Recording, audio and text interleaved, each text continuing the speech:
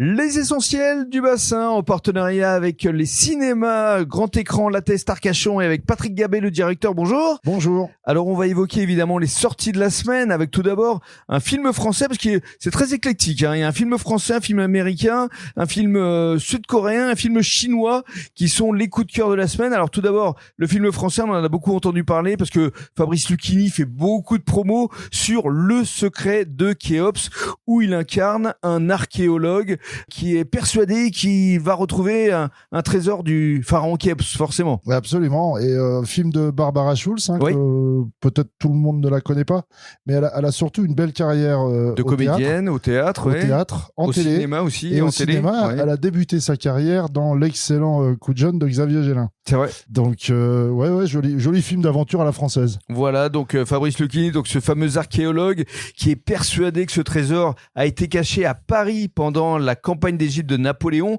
et il va donc embarquer dans son aventure sa fille et son petit-fils, et sa fille est jouée par Juliette Piaton. Voilà, et c'est un film d'aventure, comédie, et si on aime Lucchini, faut y aller.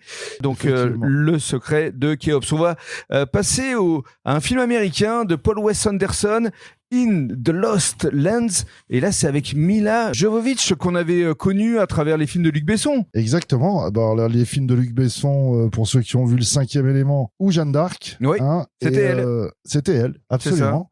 Et Paul Wes Anderson, là, il revient avec Mila Jovovich, qui était déjà dans les adaptations de Resident Evil pour les amateurs de jeux vidéo, et de Mortal Kombat. Donc pur film d'action et fantastique, avec plein de rebondissements pour les amateurs du genre. Vous l'avez vu, vous avez apprécié Oui, franchement, film fantastique de bonne volée, quoi. Ok.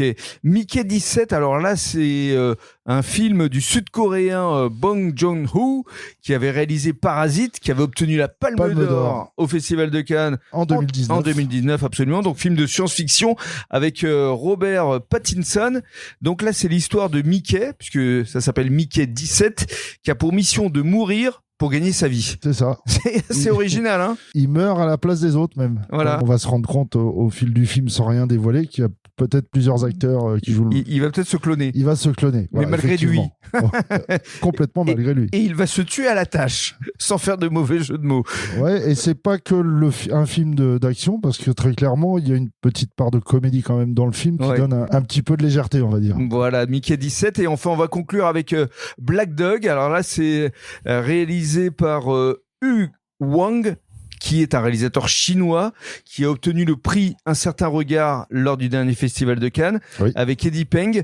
Alors là, c'est une intrigue assez originale, hein. Oui, alors là, c'est vrai qu'on a deux films asiatiques là, sur la même semaine. Ça démontre que le cinéma asiatique est dynamique et qui sait s'adapter au goût aujourd'hui du public occidental. Mais quand je dis que c'est original, c'est vrai que le personnage principal, Lang, aide la police locale à se débarrasser de chiens errants dans une ville. Lui, il sort de prison et il va se lier d'amitié pour un des chiens. Et ça se passe aux portes des déserts de Gobi. C'est un peu particulier quand même comme atmosphère, hein. Absolument. Ouais, c'est un peu particulier, mais on l'a présenté au dernier festival Ciné sans frontières. C'est ça.